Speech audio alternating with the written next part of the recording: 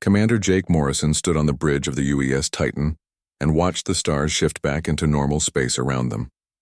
The hyperspace jump had worked perfectly, and humanity had just taken its first step into the galaxy beyond Earth. Jake felt his heart racing as he looked at the view screen, showing a solar system that no human had ever seen before. The plan had been simple: jump to the nearest star system and see what they could find. What they found changed everything. The system had 7 planets, and 3 of them showed signs of advanced civilization. Massive space stations orbited the worlds like metal moons, and ships moved between them in organized patterns. This was not an empty galaxy waiting for human exploration. Someone else was already here, and they had been here for a very long time. Lieutenant Sarah Blake sat at her communication station, and her fingers moved quickly over the controls. She was picking up radio signals from across the system, and the computer was trying to decode them. The signals were strong and came from multiple sources, which meant this was not just one colony or outpost. This looked like the center of something much bigger. Captain Grant to the bridge came over the ship's speakers, and everyone turned to watch the elevator doors. Captain Lisa Grant stepped onto the bridge and walked straight to Jake's position.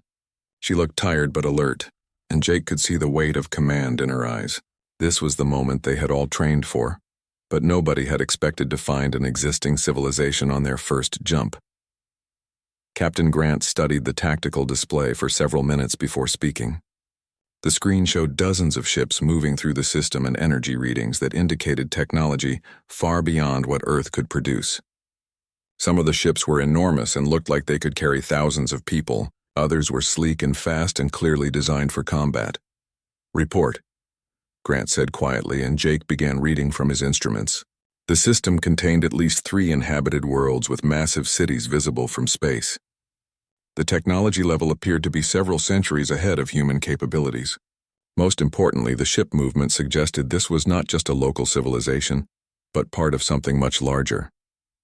These ships were coming and going in patterns that indicated regular contact with other star systems.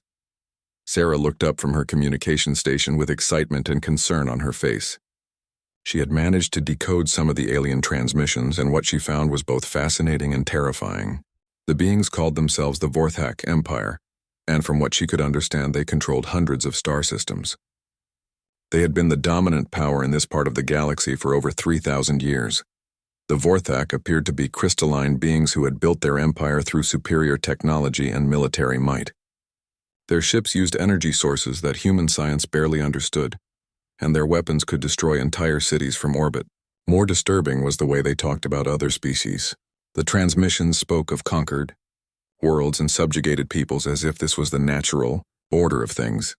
Jake watched the alien ships through the long-range sensors and noticed something interesting about their behavior. They moved in precise formations and followed exact patterns that never varied. Every ship seemed to know exactly where it was supposed to be and when it was supposed to be there. It was impressive but also rigid in a way that reminded him of military parades back on Earth. Dr. Peter Collins arrived on the bridge carrying a tablet full of data about the alien transmissions. As the ship's expert on alien life, he had been studying everything they could pick up from the Vorthak communications.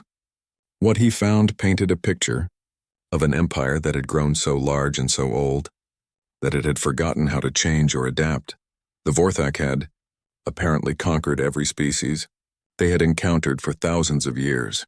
They had a standard procedure for dealing with new civilizations, which involved demanding immediate surrender, followed by integration into their empire.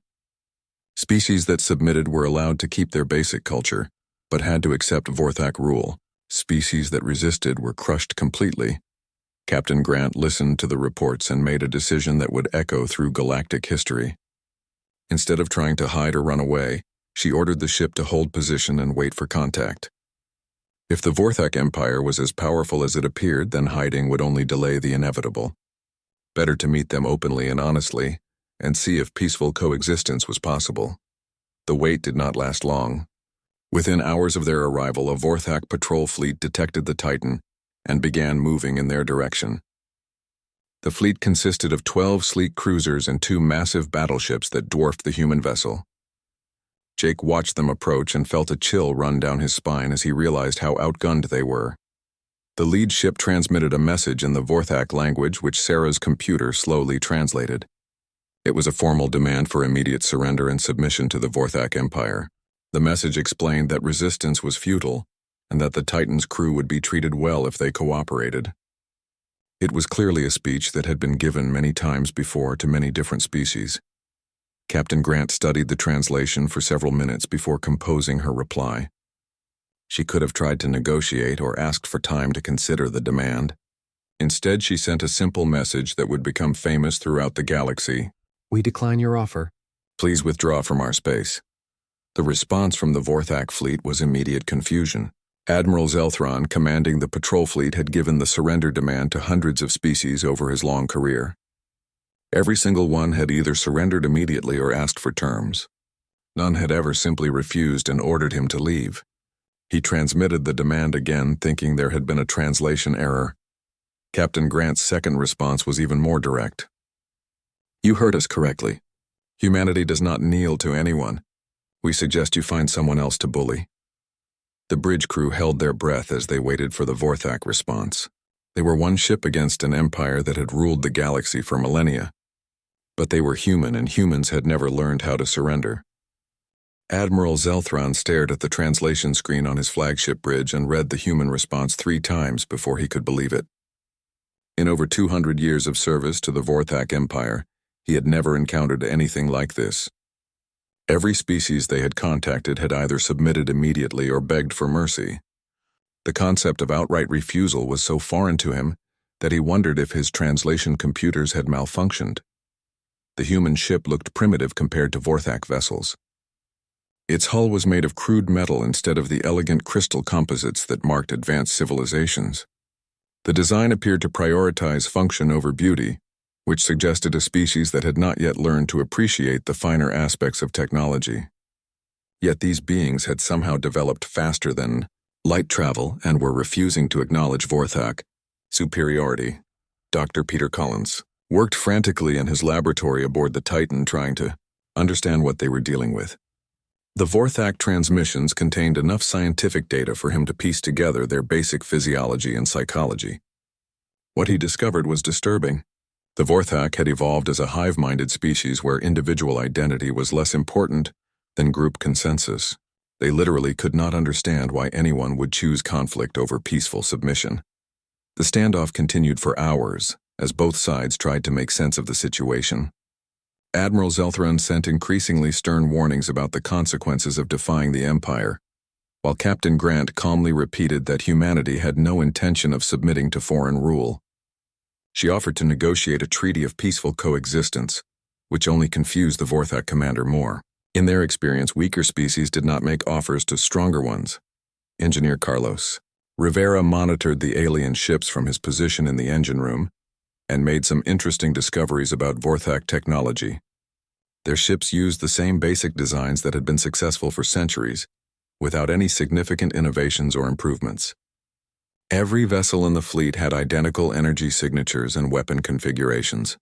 It was impressive in its consistency, but also rigid, in a way that suggested they had stopped trying to improve their technology long ago.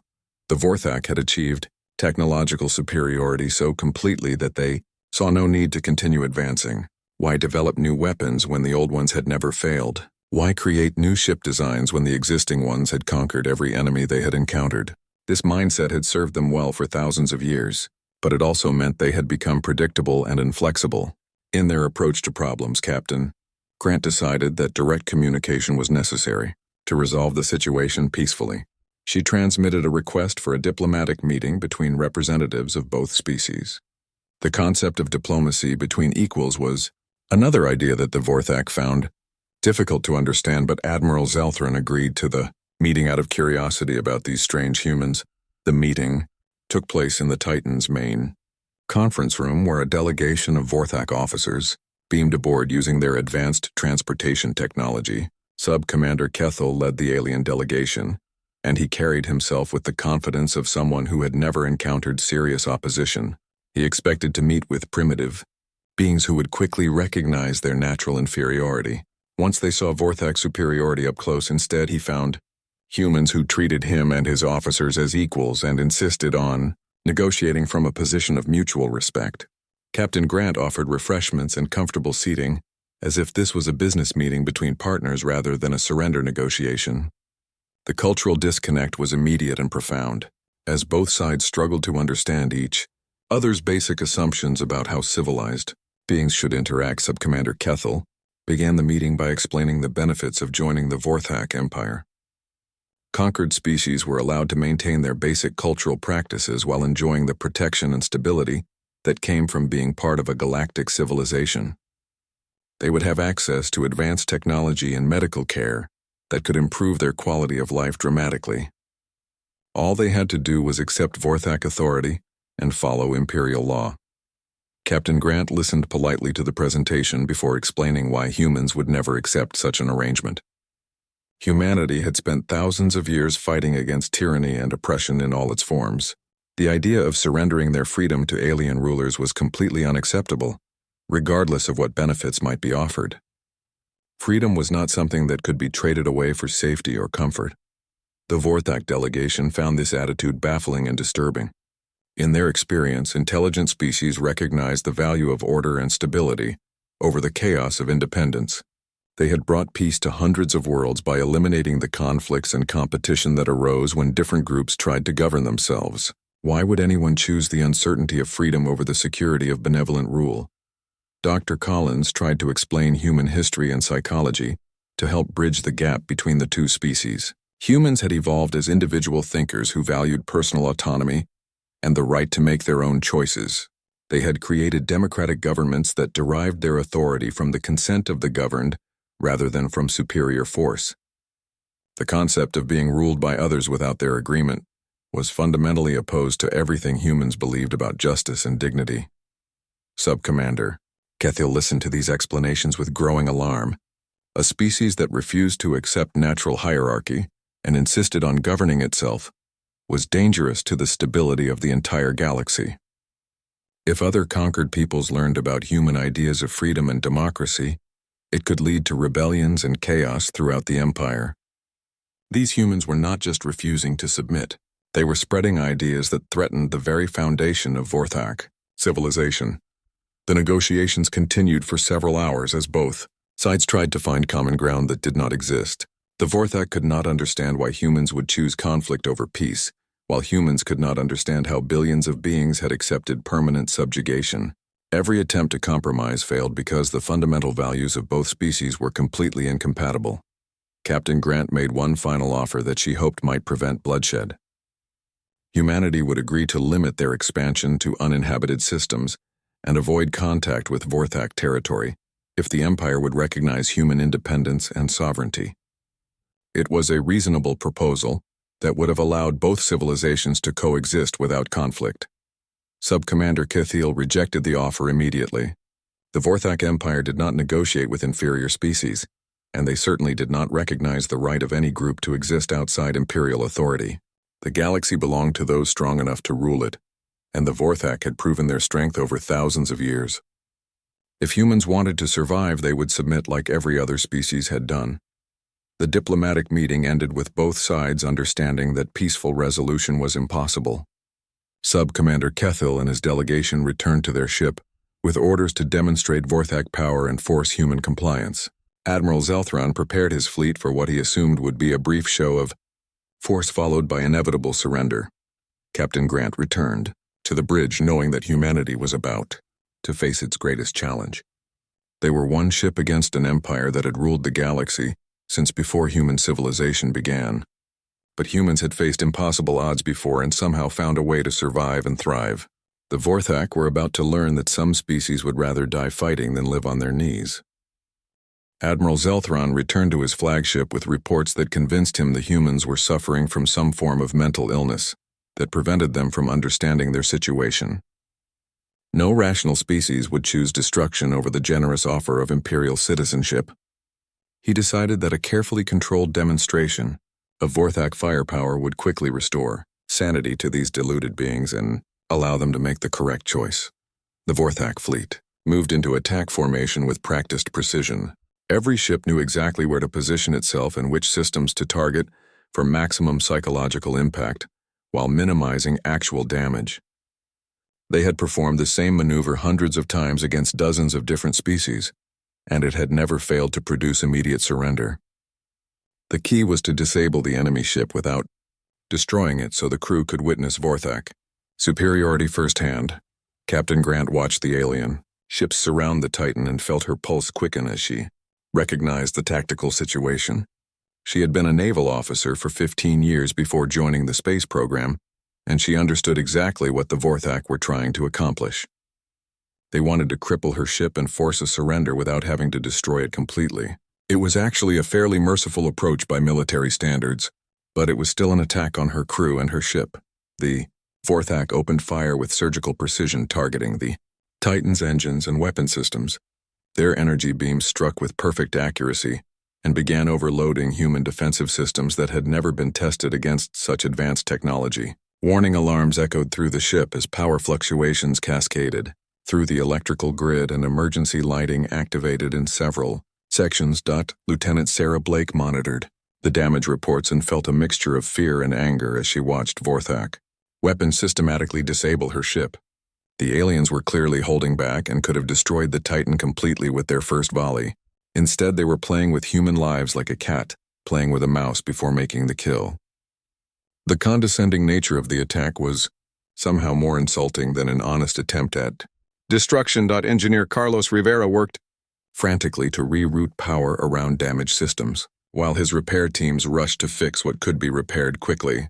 The human ship had been built tough and could absorb more punishment than its elegant appearance suggested, but it was still badly outmatched by Vorthak technology. Every second the attack continued meant more damage and fewer options for response. Captain Grant had served in 3 different wars during her naval career, and she had learned that sometimes peace could only be preserved through strength. Bullies did not respond to reason or negotiation, they only understood force applied decisively and without hesitation. The Vorthak had made the mistake of thinking humans would be easy victims, but they were about to discover what happened when humans decided to fight back. She activated the ship-wide communication system and spoke in the calm voice that had steadied her crews through countless dangerous situations. All hands, this is the captain. The Vorthak have chosen to attack our ship and threaten our lives. We did not start this fight, but we will finish it. All weapons free fire for effect. Show these aliens what humans do to bullies. The Titan's response was immediate and devastating. Where Vorthak weapons were precise and elegant, human weapons were brutal and effective. The ship's railguns fired solid projectiles at incredible velocities that punched through energy shields designed to deflect beam weapons. Fusion missiles created miniature suns that overwhelmed defensive systems. Through sheer destructive power rather than sophisticated targeting, the first human salvo caught the Vorthak fleet completely off guard. 2 cruisers disappeared in brilliant explosions as railgun slugs penetrated their hulls and detonated their power cores. A 3rd ship lost all power when a fusion missile overwhelmed its shields and melted through its crystal armor. Admiral Zelthran stared at his tactical display in disbelief as he watched ships that had never been seriously damaged suffer catastrophic destruction in seconds. Navigator Amy Johnson monitored the battle from her position and watched with amazement as the disciplined Vorthak formation began to break apart. These beings had ruled the galaxy for thousands of years, but they had never faced an enemy that fought back with such savage effectiveness. Their elegant tactics and refined strategies were useless against opponents who refused to follow the established rules of galactic warfare. The Vorthak had spent centuries perfecting their methods against species that would eventually surrender when faced with superior technology. They had never developed tactics for dealing with enemies who preferred death to submission. Their weapons were designed to disable rather than destroy, and their formations assumed the enemy would try to escape rather than close for decisive combat. Commander Jake Morrison coordinated the human counterattack from his position and felt a grim satisfaction as Vorthak ships fell to human weapons. The aliens had started this fight expecting an easy victory against primitive opponents. Instead, they were learning that humans had spent their entire history fighting wars against impossible odds and somehow finding ways to win. Through determination and innovative thinking, the battle continued for 3 hours as both sides adapted their tactics to counter enemy capabilities. The Vorthak tried to use their superior speed and maneuverability to avoid human weapons, while the Titan used its heavy armor and powerful shields to absorb enemy fire while delivering devastating return volleys. It was a contest between experience and desperation, with the fate of humanity hanging in the balance. Admiral Zelthrin found himself in the unprecedented position of ordering a retreat from a technologically inferior enemy. 8 of his ships had been destroyed or disabled while the primitive human vessel remained operational, despite suffering heavy damage. His remaining cruisers were low on ammunition, and their crews were shaken by the unexpected resistance they had encountered.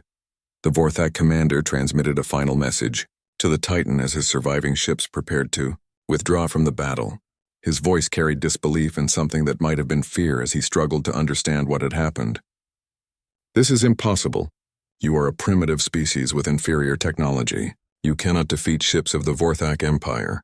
Our weapons are more advanced and our tactics have been proven over thousands of years." Captain Grant's reply became legendary throughout the galaxy, as word of the battle spread to every inhabited system. Her voice was steady and confident as she delivered the message that would inspire rebellions on 100 worlds. "We never learned how to kneel, Admiral. Perhaps it is time you learned how to stand up and fight like equals instead of picking on those weaker than yourself." The surviving Vorthak ships jumped to hyperspace, leaving the Titan alone in the system with the wreckage of what had been an invincible patrol fleet. Captain Grant surveyed the damage to her ship and knew that everything had changed. Humanity had fought the Galactic Empire and won their first battle. But victory came with a price, because now the Empire would know that humans existed and that they were dangerous to the established order. Dr. Peter Collins analyzed the wreckage of the Vorthak ships and made disturbing discoveries about Imperial technology and strategy. The aliens had not been lying about their technological superiority, but they had become so accustomed to easy victories that they had forgotten how to adapt to unexpected situations. Their rigid tactics and standardized equipment made them predictable opponents once you understood their patterns. The crew of the Titan had no illusions about what would happen next. Word of their victory would reach the Imperial capital, and the Empire would respond with overwhelming force to crush this new threat to their authority. Humanity had won one battle, but the war for survival was just beginning. News of the impossible defeat traveled through the galaxy faster than the Vorthak government could contain it. On worlds that had been under Imperial rule for centuries, beings whispered about the species that had fought back and won. The story grew with each telling until humans became legendary figures who had done what everyone thought was impossible. They had looked at the mighty Vorthak Empire and refused to bow down. The first to act were the Zephyrians on the outer rim worlds where Imperial control was weakest. These bird-like creatures had been conquered 300 years ago and had accepted their fate with resigned dignity. But when they heard about human defiance, something awakened in their spirits that had been sleeping for generations. A young Zephyrian named Kale gathered his friends in secret and began planning something that would have been unthinkable just weeks before. Kale had studied the historical records of his people's conquest and remembered stories his grandmother told about the time when Zephyrians ruled their own skies. The humans had proven that the Vorthak could be beaten, and if one primitive species could defeat an Imperial fleet, then perhaps others could do the same. He began reaching out to like-minded individuals who still remembered what freedom meant. The Zephyrian uprising began with the seizure of 3 orbital mining stations that supplied raw materials to Imperial shipyards.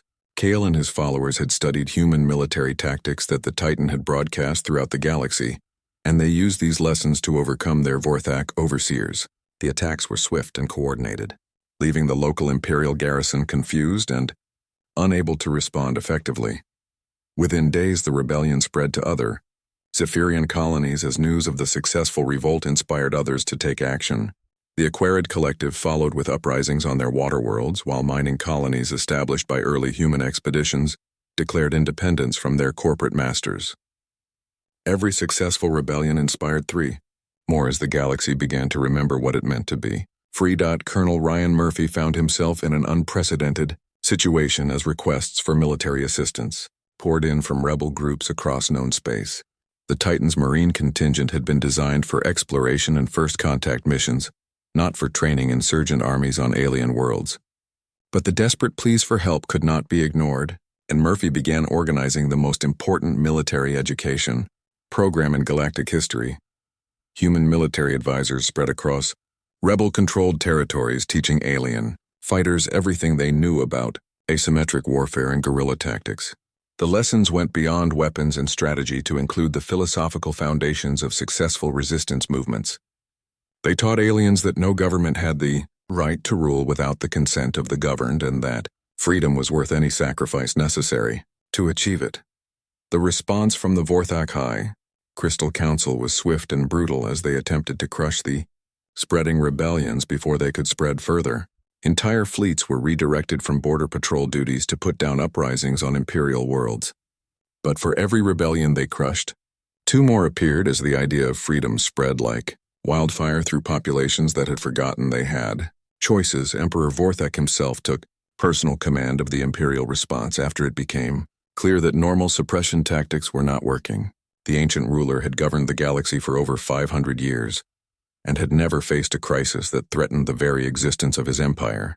He assembled the largest military force in galactic history with orders to find and destroy the human homeworld before their dangerous ideas could spread further.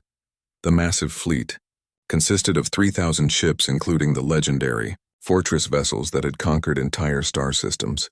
During the Great Expansion centuries ago, every available warship was called back from frontier duties as the Empire prepared to demonstrate what happened to species that challenged Vorthak authority.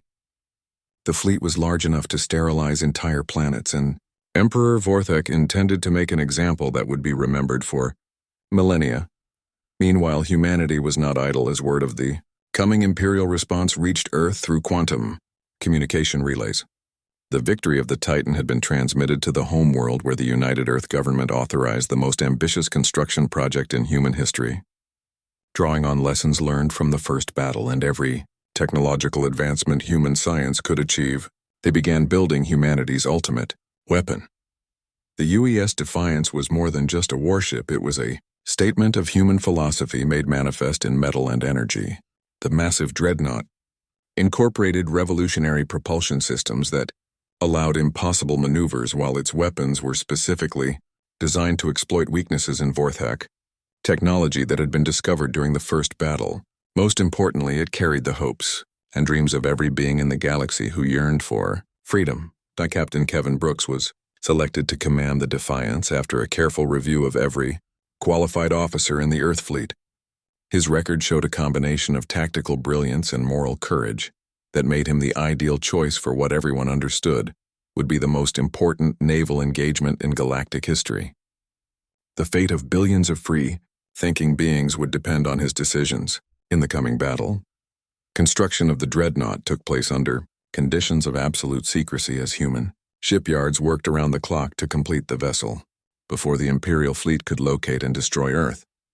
Every available resource was devoted to the project while scientists and engineers pushed the boundaries of known technology to create weapons and defenses that could stand against an empire. Dr. Rachel Stone led the team, developing the Defiance's most innovative systems, including quantum disruptors designed to shatter Vorthak, crystal technology, and viral programs that could corrupt Imperial computer networks. But her most important creation was a communication system that could broadcast the concept of individual freedom directly into alien minds through quantum entanglement fields. The rebellions continued to spread as Imperial forces found themselves fighting on hundreds of fronts simultaneously. Traditional Vorthak tactics that had worked for centuries proved ineffective against enemies who had learned to think for themselves and adapt to changing circumstances. The rigid Imperial command structure could not cope with the chaos of simultaneous uprisings across their territory. Admiral Susan Carter coordinated intelligence gathering, operations that monitored Imperial fleet movements and provided tactical information to rebel groups throughout the galaxy. The humans had become the unofficial leaders of a resistance movement that spanned dozens of species and hundreds of worlds. What had started as one ship's refusal to surrender had grown into a galactic war for freedom. Colonel Murphy's training programs had evolved into military academies on liberated worlds where alien species learned not just how to fight, but why they were fighting. The curriculum included human history and philosophy, with special emphasis on the principles of democratic government and individual rights. Former slaves were learning to become citizens of free societies. The final confrontation was approaching, as Imperial scouts located the Sol system and reported the presence of the massive human dreadnought under construction. Emperor Vorthek ordered his fleet to make best speed for Earth with instructions to destroy the human homeworld and end the rebellion before it could spread further. The greatest naval battle in galactic history was about to begin. Captain Brooks received his final orders from Earth Command as the Defiance prepared to leave its construction dock. The plan was audacious in its simplicity. The Dreadnought would meet the Imperial fleet alone in deep space and demonstrate once and for all that freedom could not be conquered by superior numbers or advanced technology. Humanity would make its stand not through overwhelming force but through the power of an idea whose time had come. The final confrontation took place in the Nexus system, where the Vorthak Empire had assembled the largest military force in galactic history. 3,000 warships filled the space around the Imperial capital world, in formations that had conquered hundreds of civilizations. Emperor Vorthek commanded from his flagship Eternal Dominion, confident that no single vessel could stand against the combined might of an empire that had ruled the galaxy for millennia. The UES Defiance emerged from hyperspace alone, facing odds that would have terrified any rational commander. Captain Kevin Brooks had made the deliberate choice to come without escort ships or support fleets because this battle would be won not through superior numbers but by demonstrating that human determination could overcome any obstacle. The massive dreadnought moved steadily toward the Imperial fleet while broadcasting a simple message on all frequencies. The broadcast contained the complete history of human civilization with special emphasis on every time ordinary people had stood up against tyranny and won against impossible odds. It told the story of farmers who defeated the greatest military power on Earth and slaves who broke their chains to build a new nation founded on freedom. Most importantly, it explained that liberty was not something that could be granted by rulers, but was the natural birthright of every thinking being in the universe. Admiral Susan Carter commanded the Defiance's tactical operations from her position in the ship's combat center, where she coordinated the most sophisticated weapon systems ever created by human technology. She had studied every recorded Vorthak battle, looking for patterns and weaknesses that could be exploited. What she found was an enemy that had become predictable. Through centuries of easy victories against opponents who always fought the same way, the Vorthak fleet executed a perfect encirclement maneuver that had been used successfully for over 1,000 years. Every ship moved to its assigned position with mechanical precision, while Imperial commanders prepared to deliver the killing blow that would end human resistance forever. They expected the primitive dreadnought to either attempt escape or make a desperate charge that would end in glorious destruction. Instead, the Defiance began to dance. Its revolutionary propulsion systems allowed maneuvers that violated every principle of conventional space combat, while its weapons fired in patterns that seemed random but were actually based on chaos mathematics that made Imperial defensive calculations impossible.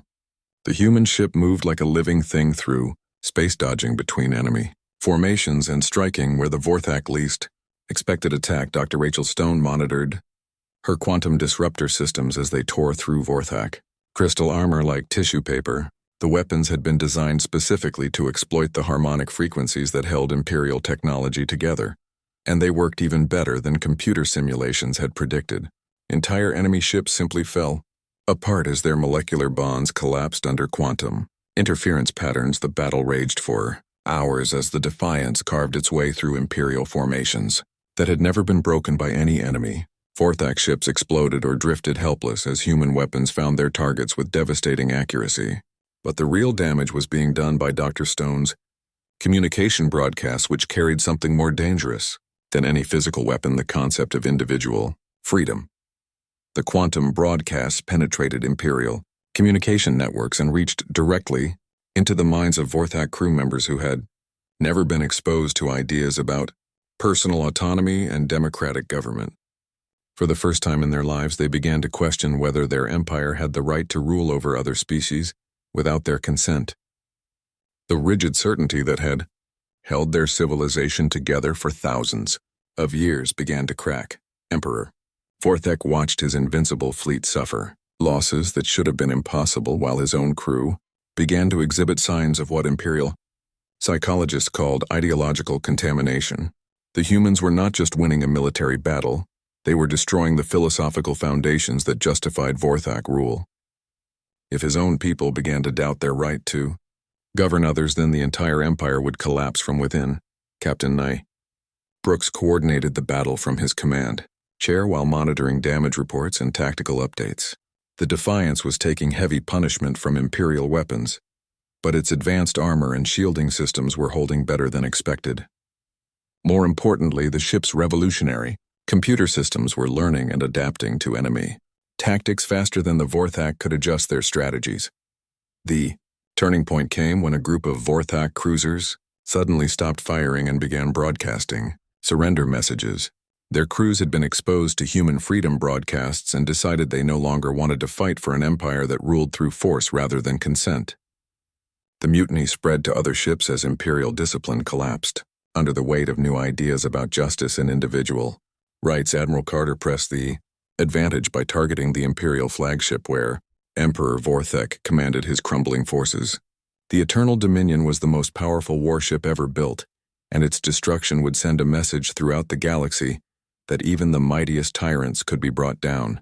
The Defiance's main guns focused their fire on the massive vessel while quantum disruptors attacked its structural integrity. Emperor Vorthak found himself in the impossible position of commanding an empire that was dissolving around him as his own subjects began to question his authority. Ship after ship either surrendered or simply stopped fighting, as their crews were exposed to concepts that their rigid society had never allowed them to consider. The idea that government should serve the people rather than the other way around was spreading through his fleet like a virus. The 3-day battle became known throughout galactic history as the liberation of Nexus because it freed not just the capital system but the entire concept of imperial rule. As Vorthak ships surrendered or joined the human, because Emperor Vorthak realized that his empire was ending not through military conquest but through the simple power of a better idea about how civilized beings should live together. When the Imperial flagship finally surrendered, Emperor Vorthak transmitted a message that shocked the galaxy. Instead of demanding the traditional terms of conditional vassalage, he asked Captain Brooks what humans intended to do with their victory. The answer became the founding principle of a new galactic civilization based on cooperation rather than conquest. Captain Brooks replied with words that were carved into monuments on 1,000 worlds. We came seeking the stars and found a galaxy in chains. We offer freedom to all who want it and friendship to any who will accept it as equals. The universe is large enough for everyone to find their own path among the stars without being told where to go by others. The Galactic Empire did not end with explosions or dramatic battles but simply stopped existing as billions of beings across thousands of worlds realized they had choices they had never known existed. The Vorthak themselves were among the first to embrace the new freedom as they discovered talents and interests that their rigid society had never allowed them to explore. Humanity established no new empire to replace the old one, but instead helped create the Galactic Federation where membership was voluntary and government existed only with the consent of the governed. Species that had been enemies for centuries learned to work together as equals while former slaves became citizens of democratic societies that protected individual rights. The Age of Empires, built on conquest and submission, had ended, forever replaced by an era of cooperation and mutual respect. Humans had accomplished something that military historians said was impossible by winning a war, not through superior force, but through the simple power of an idea whose time had finally come. Freedom had triumphed over tyranny, and the galaxy would never be the same. Years later, when scholars studied the fall of the Vorthak Empire, they identified the moment when everything changed. It was not when the first human ship refused to surrender, or when the Defiance defeated the Imperial fleet.